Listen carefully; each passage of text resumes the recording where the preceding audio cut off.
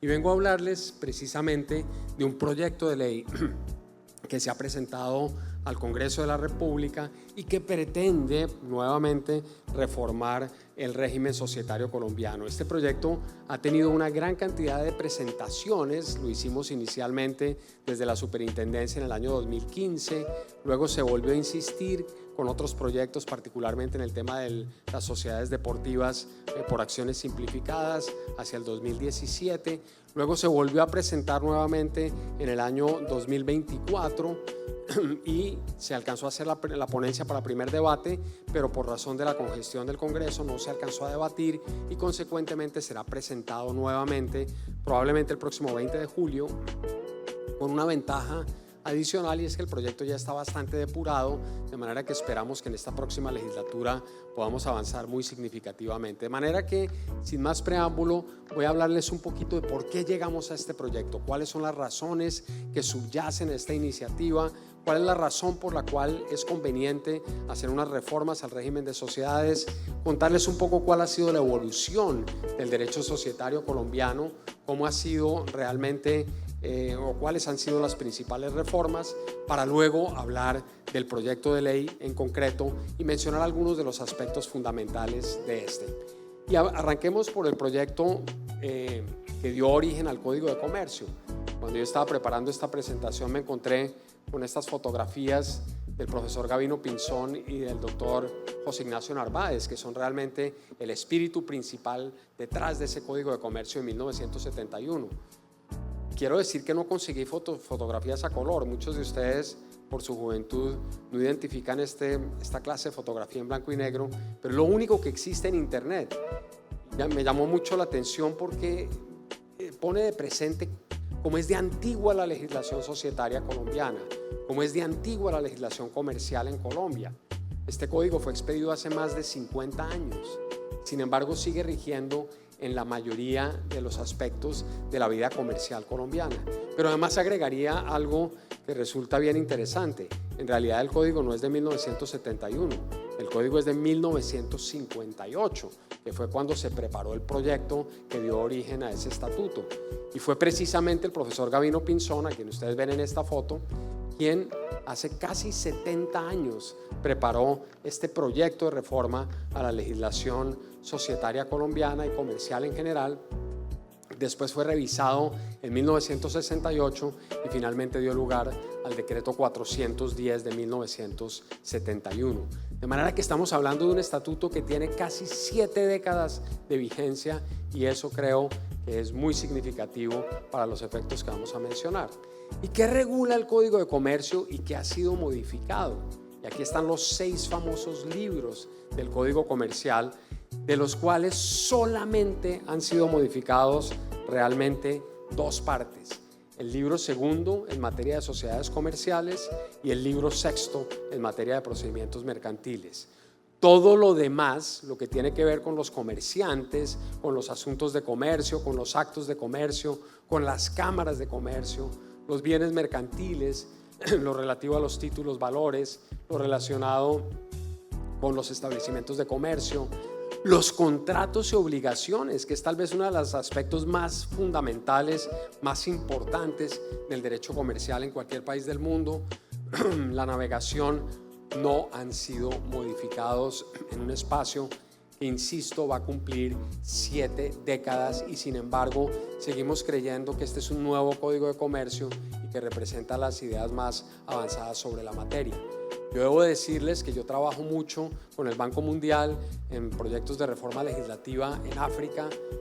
Participé muy activamente en el Código de Comercio en Mozambique del año 2022, y esos países han avanzado mucho más, por lo menos desde el punto de vista sustantivo, de lo que tenemos actualmente en Colombia. Son países que tienen reglas mucho más modernas, reglas mucho más actualizadas, y sobre todo hay una voluntad permanente de estar modificando la legislación que ha estado en general ausente entre nosotros. El Código de Comercio, insisto yo, es un estatuto obsoleto, es un estatuto anticuado, es un estatuto anacrónico al que le faltan retoques y le faltan obviamente cambios muy fundamentales que ya están vigentes en varias partes del mundo. pero tiene una ventaja que tengamos un código, y es que hay un punto de partida para hacer las reformas. Y se han hecho algunas, muy pocas, todas ellas orientadas bien por la Superintendencia de Sociedades o por funcionarios o exfuncionarios de la Superintendencia. La primera gran reforma fue la Ley 222 de 1995 en materia de sociedades y concursos, que introdujo algunos aspectos significativos, por ejemplo, en materia de empresa unipersonal de responsabilidad limitada, en materia de administradores, en materia de decisión societaria, en materia de derecho de retiro, entre otros temas, y actualizó y modernizó el régimen de insolvencia en ese momento. Posteriormente se produjeron otras disposiciones, como el decreto 350 del 89, que fue proferido también por la Superintendencia, perdón, este es anterior, la Ley 222 de 1995, la Ley 1116 en materia de insolvencia, que es el estatuto que está vigente, que por cierto va a cumplir 20 años de vigencia sin que se haya reformado durante las últimas 2 décadas. Insisto, el régimen de insolvencia, que ya el doctor Álvaro mencionó en su presentación, que es tan importante para la vida colombiana, lleva 20 años sin ninguna reforma. La ley 2437 de 2024 y la ley 1014 del 2006 de fomento a la cultura del emprendimiento, y sobre todo la ley 1258 del año 2008, que introdujo en Colombia la sociedad por acciones simplificada, que posteriormente ha sido replicada en varios países de América Latina gracias a la ley modelo de la Organización de Estados Americanos, y es así como hoy la SAS no solamente existe en Colombia, sino también en otros países como Argentina, como Uruguay, como Paraguay, como México, como Chile, entre otros países que han seguido muy de cerca la legislación colombiana sobre la materia. Por último, hubo una ley, que es la ley 1429 del 2010, que es muy poco conocida, incluso entre las personas que tienen experiencia significativa en el ámbito del derecho de sociedades. Esta ley realmente es muy importante en materia societaria porque introdujo un procedimiento abreviado de liquidación de sociedades, y eso ha hecho realmente que se facilite enormemente el proceso liquidatorio, particularmente cuando no existen pasivos después de que se haya decretado la disolución de la compañía, de manera que el proceso liquidatorio se simplifica de una manera muy significativa, se permite también la reactivación de las sociedades y por último se facilita también la reapertura del proceso liquidatorio. Lamentablemente, durante el último lustro especialmente, o un poquito más, durante los últimos 8 años se han expedido algunas normas, particularmente en el cuatrienio anterior, que no han sido muy afortunadas en materia de derecho societario. La primera fue la ley 2069 del 2020, que estableció algo, un galimatías que es difícil de entender, la disolución por el no cumplimiento de la hipótesis del negocio en marcha, una cosa bastante extravagante. Ha sido muy difícil de entender incluso para los expertos en la materia, y realmente lo que hace es castigar a las compañías que no tienen una actividad específica. Y es bien sabido que en todas partes del mundo existen las sociedades que están en estado de hibernación, compañías que se crean sin que tengan ninguna actividad y que pueden ser activadas en cualquier momento cuando surja una necesidad para las partes. Sin embargo, esta norma castiga las llamadas shelf companies, que son las, insisto, sociedades que no han sido activadas o que no están activas, sin que eso realmente cause ningún problema para el sistema. No entiende uno por qué, cuál la obsesión en cerrar compañías o en liquidar compañías que no están actuando, cuando eso no es sinónimo de que estén realizando actividades ilícitas o contrarias a la ley. De otra parte, el Plan Nacional de Desarrollo, en un artículo de la Ley 2294 del 2023, estableció la inscripción de las sociedades por acciones simplificadas en Bolsa de Valores. Un gran error que afortunadamente la Corte Constitucional declaró inexequible, entre otras cosas porque no cumplía con el principio de unidad de materia. Pero esa sentencia que expidió la Corte Constitucional es muy interesante porque dice específicamente que no es conveniente que ese tipo de sociedad esté cotizado en la Bolsa de Valores. ¿Por qué? Porque estas sociedades están diseñadas para ser compañías cerradas, y en esa medida su estructura de protección, sobre todo de intereses de accionistas minoritarios, no es la misma que existe en las sociedades anónimas. Y consecuentemente, el riesgo que se corre es el de que la SAS termine convertida en una estructura inflexible, porque el regulador bursátil tenderá, por supuesto, a imponerle restricciones, sobre todo después de que se produzca algún escándalo. Y en el derecho comparado podemos ver claramente cómo el legislador bursátil, particularmente, que está normalmente administrado por economistas, reacciona de una manera bastante agresiva cuando se producen escándalos societarios. Aquí tenemos un poco de ejemplos ocurridos en los Estados Unidos, que van desde el pánico de 1907, que dio lugar a las leyes del cielo azul, luego la famosa caída de Wall Street en 1929, que dio lugar a las leyes del mercado de valores de los años 33 y 34, la ola de controles, de tomas de control en 1960, que dio lugar al Williams Act de 1968, y por último la gran crisis de compañías en el año 2000, particularmente después del colapso de una compañía de gas llamada Enron, que dio lugar a la famosa ley de gobierno corporativo Sarbanes-Oxley. En Colombia también ocurre algo parecido. Fíjense ustedes, cuando se dio la crisis financiera de 1982, particularmente con los fondos Gran Colombiano y Bolivariano, el Estado reaccionó expidiendo una legislación muy drástica sobre el particular a través de los decretos de 1982. En el año 2008, cuando se produjo la captación ilegal de recursos por parte de BMG, el gobierno reaccionó y expidió estos decretos que son muy importantes, pero muy drásticos, el 4333 y el 4334 del 2008, y una que me tocó a mí, que fue la crisis de las libranzas entre el 2016 y el 2018, donde estuvieron los casos de Estraval, de Élite, entre otros, que originó una intervención primero por decretos del gobierno y luego con la ley 1902 del 2008, que estableció que no se podía efectuar operaciones de libranza sin que existiera un intermediario que estuviera vigilado por la Superintendencia Financiera. ¿Por qué estoy mencionando esto? Porque una SAS inscrita en bolsa es muy propensa a fraudes. Y mientras que la SAS ha funcionado muy bien desde que se expidió ese estatuto en el año 2008, vamos a cumplir casi 20 años de la expedición de la ley sin que haya habido grandes aspavientos, grandes fraudes a través de la SAS, lo cierto es que si se inscribe en bolsa, a alguien se le ocurrirá que es un gran mecanismo para defraudar masivamente a los accionistas, a los inversionistas. Siempre ocurre eso en el mercado bursátil y es muy distinta la crisis de una pequeña compañía cerrada o grande, pero que no está cotizada, que afecta a un número muy pequeño de accionistas, a una crisis que afecta al mercado público de valores, que tiene que ver con el ahorro privado, que tiene que ver con una multiplicidad enorme de inversionistas, y en esa medida el riesgo de las SAS, como lo han puntualizado los profesores Vermeulen y McCary, es que el regulador bursátil le imponga cortapisas a las SAS que tengan un efecto de restricción que imposibilite la libertad contractual, que es lo que caracteriza este tipo de sociedad. Entonces, enhorabuena que la Corte Constitucional decretó la inexequibilidad de esta norma, pero obviamente con el propósito de prevenir nuevos intentos de esta materia. En el proyecto de ley se insiste en la idea de que la sociedad por acciones simplificada es una sociedad cerrada y consecuentemente sus acciones no pueden ser cotizadas en la bolsa de valores.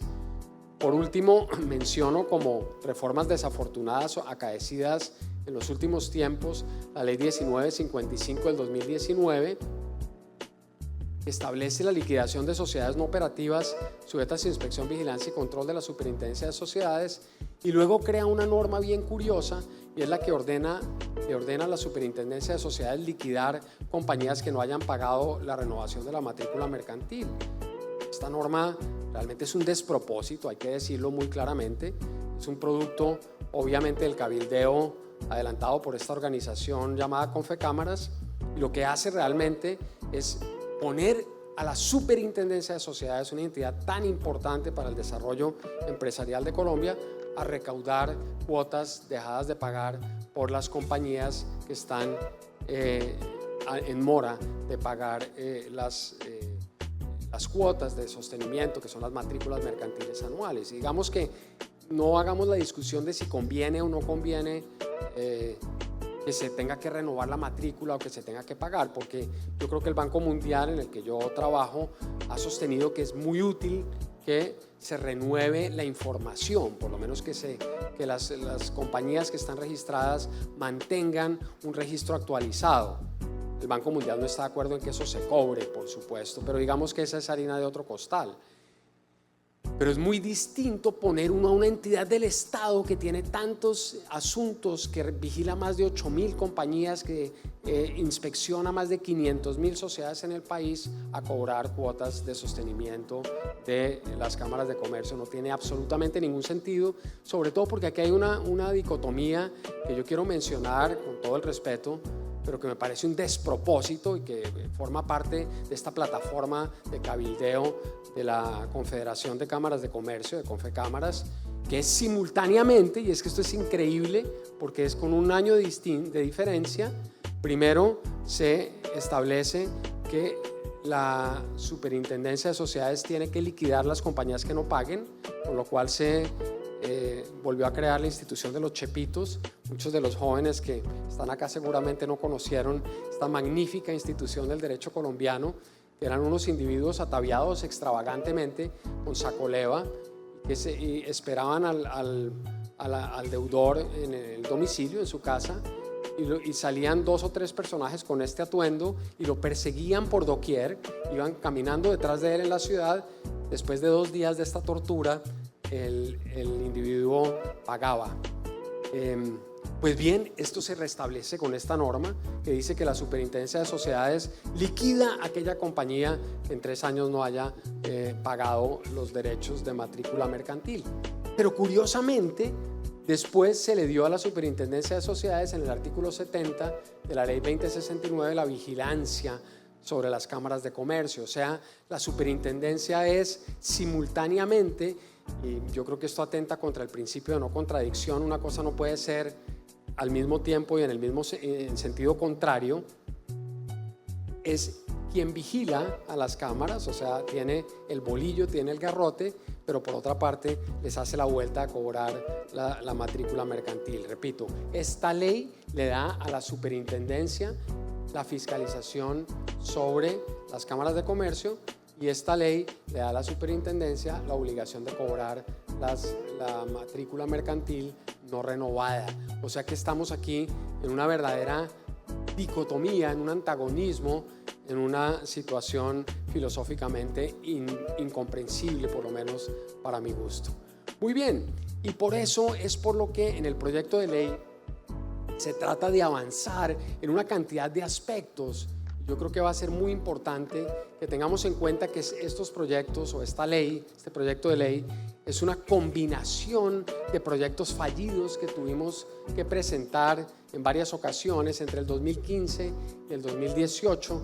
Intentamos avanzar significativamente, pero estos proyectos no fueron aprobados. El proyecto 70 del 2015 traía muy buena parte de las normas que están incluidas en el proyecto de ley 467 del 2024. El decreto 1817, que fue declarado nulo parcialmente por el Consejo de Estado, y el proyecto de ley 36 del 2018. Y hay 7 puntos que a mí me gusta mencionar de este proyecto de ley, que son esencialmente el empresario individual inicialmente, el régimen de la SAS deportiva, el régimen de la SAS insular, el régimen de administradores, las supersociedades, el arbitraje societario y la protección a los minoritarios. Y empecemos por el empresario individual.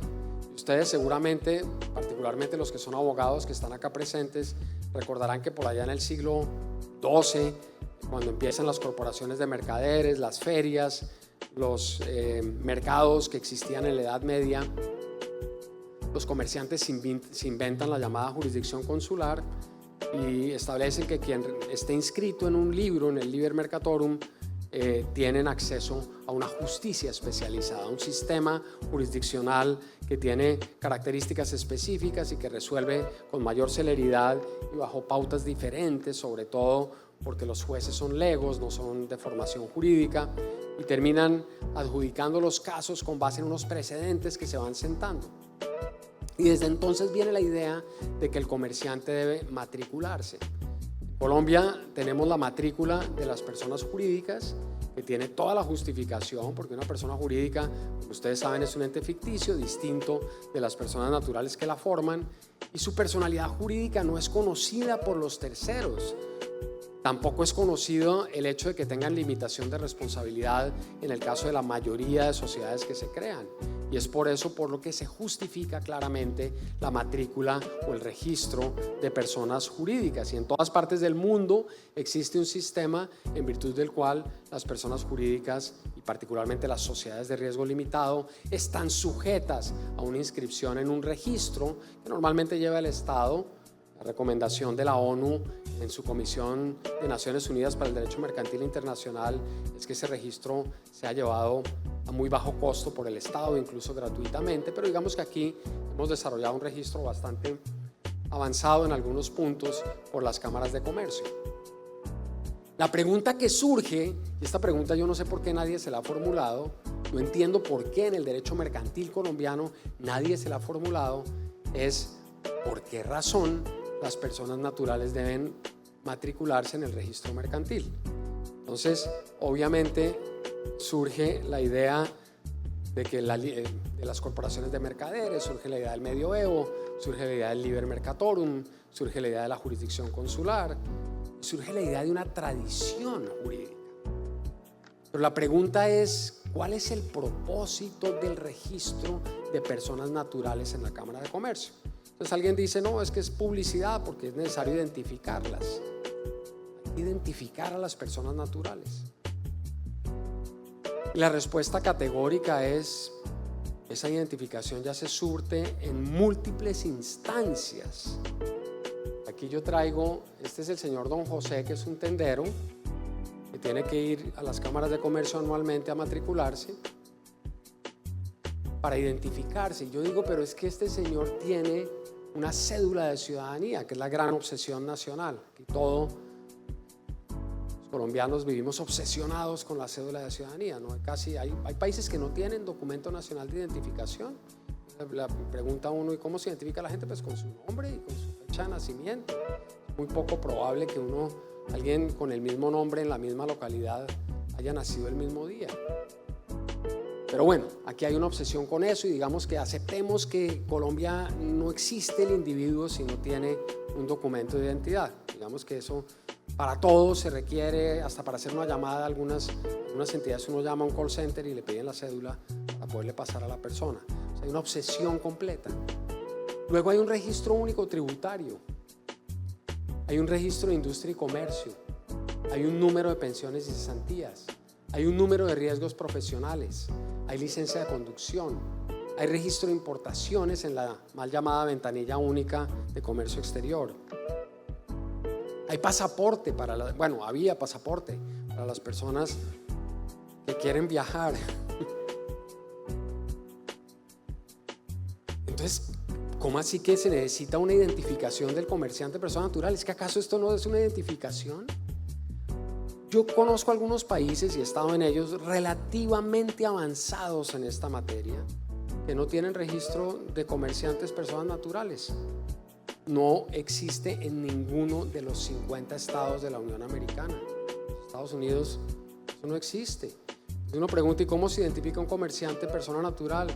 Con su número tributario, que es Social Security, se llama, número de seguridad social. O sea, no se requiere en absoluto.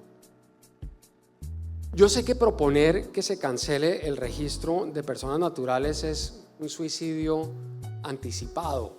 La idea no es practicar sino la eutanasia en estos proyectos, sobre todo teniendo a los sujetos de Confecámaras cuya actividad perversa tiene la capacidad de destruir cualquier iniciativa que pretenda, después de 50 años de expedido del Código de Comercio, hacer aunque sea una modificación que beneficie a los comerciantes. Pero entonces yo les propongo algo mejor, algo parecido a lo que hicimos con la SAS, es decir, crear más ingresos para las cámaras de comercio, estableciendo una regla como la que introdujimos en el Código de Comercio de Mozambique del año 2022, en virtud del cual el comerciante, persona natural, al registrarse, declara el valor hasta el cual está dispuesto a responder y limita su responsabilidad a la cuantía declarada en el registro. Esto no es ninguna extravagancia. Existe en Francia, existe en Brasil, existe en países africanos, existe en varias partes del mundo. Los franceses han avanzado significativamente. Me demoraría mucho exponiendo las nuevas normas francesas sobre el particular, que son extraordinarias, porque esa limitación de responsabilidad se da incluso sin registro. Basta simplemente realizar una actividad individual y ya con eso se logra separar el patrimonio profesional respecto del patrimonio dedicado a otras actividades. Pero entonces lo que yo propongo no es quitar el registro de personas naturales, sino darle, insisto, porque no soy partidario de la eutanasia, pero no quisiera practicarla en este momento. Y por eso lo que yo propongo es que el comerciante persona natural, como existe en muchos países, en el momento en que se matricula, pueda limitar su responsabilidad. Y ahí sí cobra importancia el registro, porque cumple una función de publicidad sobre el límite de responsabilidad al que está sujeto.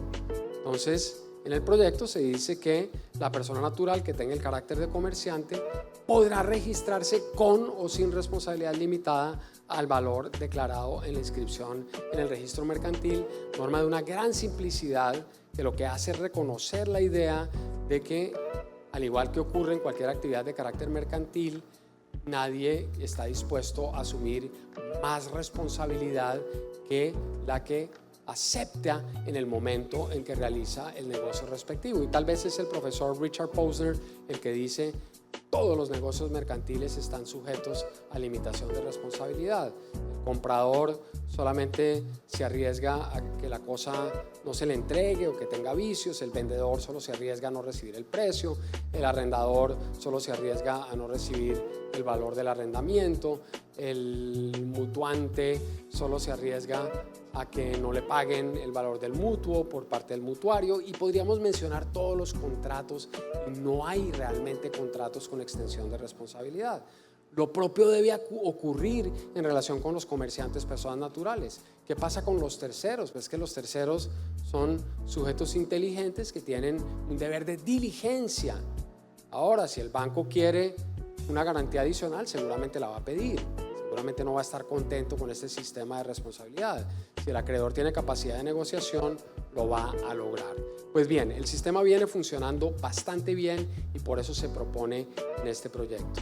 La SAS deportiva, no me voy a detener demasiado en ella, es un sistema simplemente que permite de manera voluntaria, esto no es ninguna obligación, que los clubes con deportistas profesionales utilicen una figura tan avanzada como la Sociedad por Acciones Simplificada para realizar sus actividades de negocios y puedan a partir de esto generar ingresos, como ocurre en la mayor parte del mundo, para hacer competencias deportivas, negociar pases, organizar espectáculos, hacer mercadeo de productos alusivos al club, etc.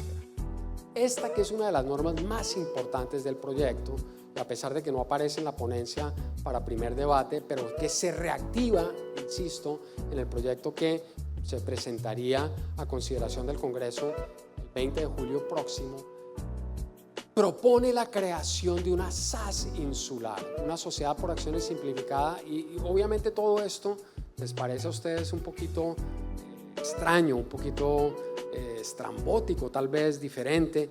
No se trata de proponer tonterías que no tengan ningún efecto.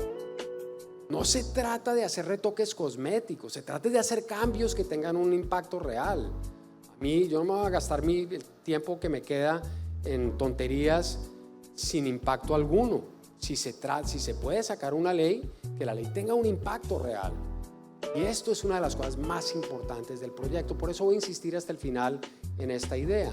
Y la idea es que San Andrés, que es un departamento que está completamente olvidado, que no tiene recursos importantes, que ha mermado significativamente sus ingresos provenientes del turismo, tenga una fuente importante de ingresos en un registro mercantil de sociedades actualizado, moderno, electrónico, en el que cualquier compañía pueda acudir a esa región. No solamente compañías colombianas. Recordemos que buena parte de las islas del Caribe derivan ingresos muy sustanciales de la inversión de recursos. Y hay una actividad bancaria vigorosa en esos países del Caribe. ¿Por qué no aprovechamos que tenemos esta isla tan lejana, tan absolutamente importante en la economía que podría ser, para crear una sociedad por acciones simplificada que tenga características mucho más avanzadas que la SAS local y que tenga algunos incentivos, que el gobierno permita darle ventajas fiscales? Por eso es por lo que el artículo 57 del proyecto inicial dice que dentro de los 2 meses siguientes el gobierno establecerá incentivos para la sociedad, créditos a tasas subsidiadas, exenciones en el pago de tasas y contribuciones, reducción de tarifas de registro, en fin, que esto permita que se active una incipiente competencia normativa entre el régimen societario continental y el régimen societario insular. Muy bien, el régimen de administradores, la idea es modernizar el sistema de la ley 222. Creo que es evidente que ese régimen no quedó bien diseñado, por eso hay que insistir en la deferencia al criterio empresarial. Hay un decreto, creo que es el decreto 24 del 2024, que ya estableció el mecanismo establecido para obviar conflictos de interés, que exista un seguro para los administradores, un reembolso de gastos de defensa, cláusulas exoneratorias de responsabilidad también. Esto también es bien interesante, y es que los socios en los estatutos, en el momento de constitución de la compañía, dispongan que no demandarán a los administradores, a menos que incluyan en fraude. Y esta norma, repito, también parecería bastante avanzada, bastante distinta a lo que tenemos. Lo que hace es obviar la idea de que no se puede condonar la culpa, sobre todo la culpa grave, porque en los sistemas más avanzados, aún actuando con culpa, los accionistas pueden comprometerse a no demandar a los administradores, y si eso está en los estatutos, estas personas van a gozar de una inmunidad virtualmente plena. ¿Por qué? Porque es que en Colombia la función del administrador es un acto de temeridad, es de un riesgo absoluto. Es como si el administrador se presumiera de mala fe, cuando en realidad su función es asumir riesgos. Si los negocios no salen bien, eso no puede ser castigado, porque nadie conoce evidentemente no, pero yo empecé tarde, empecé como 10 minutos tarde. Aquí estoy en un litigio porque me faltan varios temas. Bueno, sobre la superintendencia, pues vamos a proponer aquí que se restablezca el periodo, y no quiero dejar pasar la idea de una reforma al arbitraje societario. Me voy a concentrar en estos minutos que me quedan en mencionar esto, porque tal vez es lo más importante, junto con el tema de la SAS insular y con la empresa individual de responsabilidad limitada. El régimen de arbitraje existente en Colombia, lo voy a decir con respeto pero con contundencia, es uno de los grandes ídolos de barro del derecho latinoamericano, no solo en Colombia, en América Latina. ¿Por qué existe el arbitraje societario entre nosotros? ¿Por qué una cosa que es tan costosa, tan tremendamente costosa, tan demorada, tan incierta? ¿Por qué la gente acude a eso? ¿Y por qué en países donde hay jurisdicciones tremendamente desarrolladas la gente no acude a eso, o acude solamente residualmente? El arbitraje es un mecanismo alternativo de resolución de controversias, no es un mecanismo principal. En América Latina se ha convertido en un mecanismo principal. ¿Por qué? Porque la gente no confía en la jurisdicción. Esa es la única razón por la que existe. Pero si uno revisa las reglas de arbitraje existentes en Colombia en materia societaria, realmente son un verdadero desastre. Y por eso es por lo que yo propongo, y esta es una parte central del proyecto, que produciría una verdadera revolución en el ámbito del arbitraje.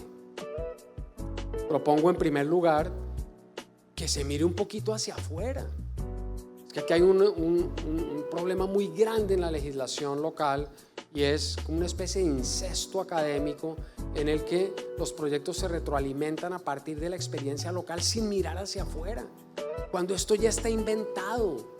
Hay hasta una ley modelo, hay una ley, hay un tratado de UNCITRAL de la Comisión de Naciones Unidas para el Derecho Mercantil Internacional, una ley modelo en materia de arbitraje. Hay sistemas avanzadísimos como el sistema de Delaware, que funciona impecablemente, funciona de manera residual. Obviamente, el que tiene un litigio societario en Delaware no quiere ir al arbitraje, quiere ir al juez. Sabe que el juez es el más rápido, el más eficiente, el más sofisticado, el que más conoce del tema. Entonces el arbitraje no tiene ninguna justificación. ¿Por qué querría yo pagar una fortuna a un árbitro si yo tengo un juez magnífico que me resuelve mis asuntos mucho más rápido? Insisto, el arbitraje es una alternativa a la jurisdicción. Por eso, aquí está el doctor Cabrera, que representa la jurisdicción societaria, y por eso tratamos siempre de fortalecer esa jurisdicción en la superintendencia. ¿Qué es lo primero que hay que hacer? Devolverle el carácter contractual al arbitraje. No es un carácter procesal ni estatal, es contractual. Las partes pueden definir las condiciones en que se va a cumplir el litigio arbitral sin restricción alguna para definir el número de audiencias, las pruebas que se van a practicar, los recursos, si proceden o no proceden. Incluso en los arbitrajes más modernos en Estados Unidos, por ejemplo, uno fija en el pacto arbitral cuánto tiempo pueden hablar las partes para que no pase lo del proceso ese de Uribe que tuvo 67 audiencias. Cada audiencia duraba 4 días. ¿Qué es eso? Es un chiste. En la audiencia de libertad condicional del señor Yesurum en Miami, en 15 minutos se resolvió todo. 15 minutos. Una audiencia penal. Todo. Se fijó el litigio, se definió cuáles eran los delitos, se fijó la caución, se oyó al abogado defensor, se oyó al fiscal y se resolvió en 15 minutos la audiencia.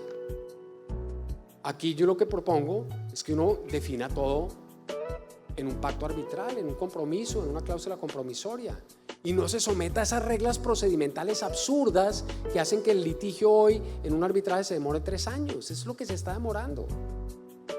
Y voy a poner un ejemplo muy rápido para que ustedes entiendan lo que estoy diciendo. Un típico pleito societario es el pleito de ineficacia por indebida convocatoria.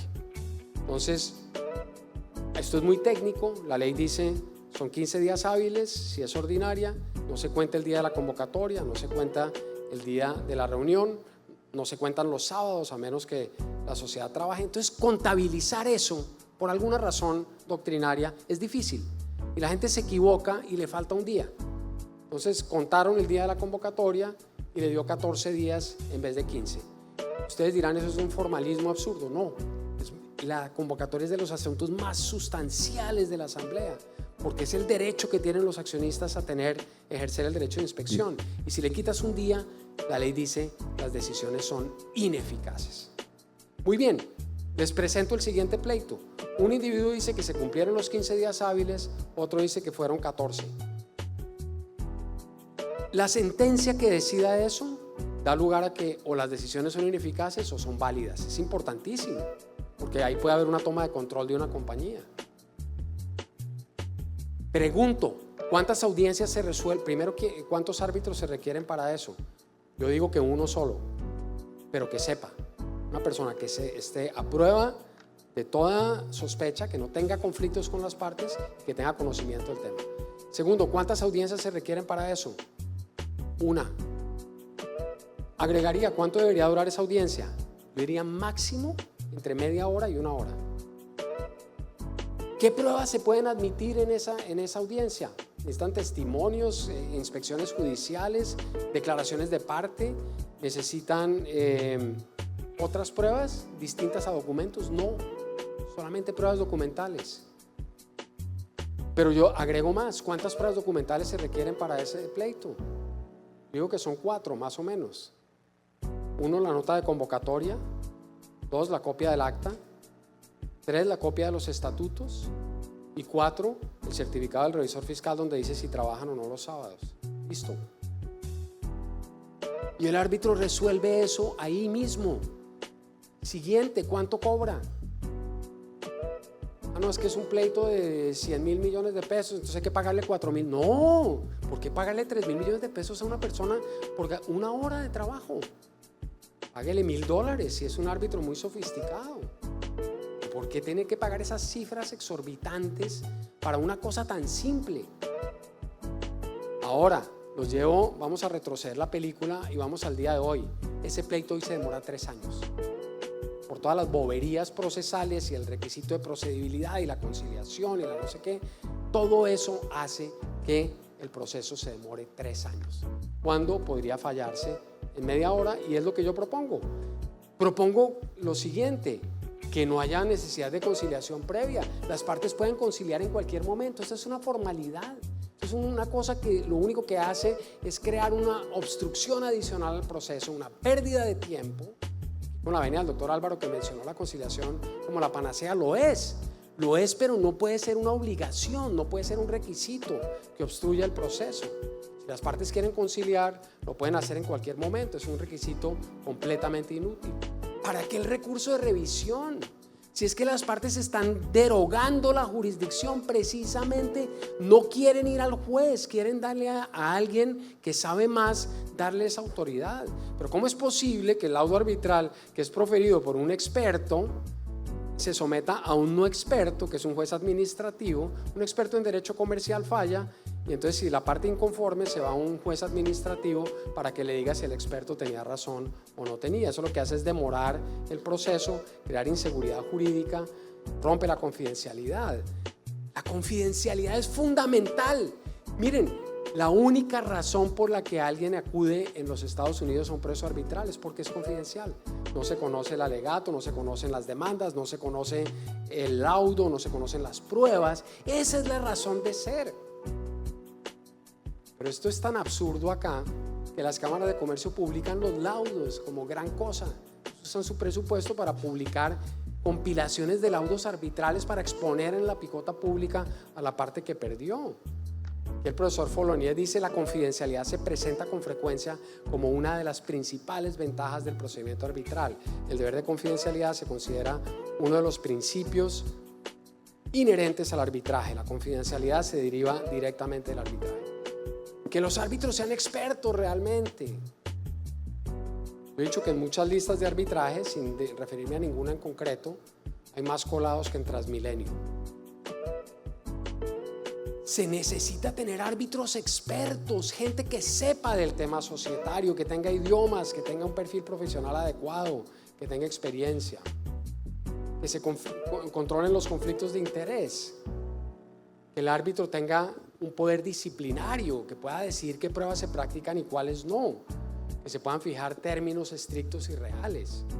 Que yo he dicho que aquí, como sucede en todas partes del mundo, el litigio es muy agresivo, las partes no se ponen de acuerdo en nada, están siempre en una animosidad, una animadversión tremenda. Pero yo he descubierto, en los pocos procesos arbitrales en que he participado, que hay un asunto en el que todos están de acuerdo. Las partes, los árbitros, el secretario, el apoderado del demandante, el apoderado del demandado, el centro de arbitraje, el secretario del centro de arbitraje, el director de la Cámara de Comercio, todos están de acuerdo, aplazar. Y estos procesos se aplazan sucesivamente de una forma absolutamente grotesca, que hace que, como dice el profesor Robert Kutter, ocurra esto: la dilación exasperante en que quedan atrapadas las partes junto a sus pretensiones es probablemente el mayor mal que aqueja al régimen en países en vías de desarrollo. No es solo culpa de los jueces, también las partes, los apoderados, los peritos y todos los que tienen que ver con los procesos judiciales parecen ser expertos en el arte de la dilación. Ante esta realidad, basta considerar que, al menos desde una perspectiva económica, los costos de un litigio societario de semejante longevidad son prohibitivos. Por último, diría que hay que Fijar términos reales, por ejemplo, el Arbitration Act de Delaware dice que el proceso solo puede durar 120 días. Procesos gigantescos de miles de millones de dólares resueltos en 120 días como máximo término, prorrogable solo por 60 días más. Racionalizar la fase prearbitral, reducir términos. Racionalizar el tema de los honorarios, ¿no? Que también es una cosa absurda. Los honorarios pueden ser, por ejemplo, por horas, por número de audiencias, reducir los costos de funcionamiento, límites legales frente al abuso procesal de las partes, límites en la solicitud de pruebas